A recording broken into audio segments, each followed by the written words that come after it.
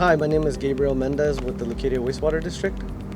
This morning we're out here conducting smoke testing, looking for sources where we can get rainwater or stormwater into our sewer collection system,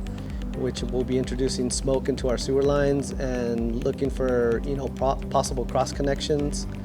from the home into the sewer line connections. So it's important for the sewer system and the rain collection system or the storm drains to be separate, just because we're trying to minimize the amount of water that is being introduced into our sewer lines so it doesn't overwhelm our pump stations with rainwater. The process of injecting the smoke into our sewer system is going to be, they're going to set up a blower at one of our manholes. They'll take the manhole cover off, they'll put the blower on top, and they'll use a liquid that once it's met with forced air, it actually turns into the non-toxic smoke, and that's the way it's introduced.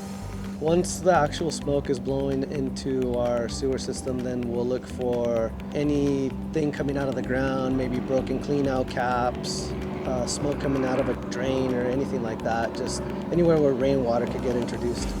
If we do find a cross connection with our sewer system, what we'll do is we'll identify it, we'll take pictures of it, we're going to write down the address, and then we'll send a letter to the homeowners just letting them know that we found an area where there's possible stormwater intrusion, and we'll just have them correct the problem.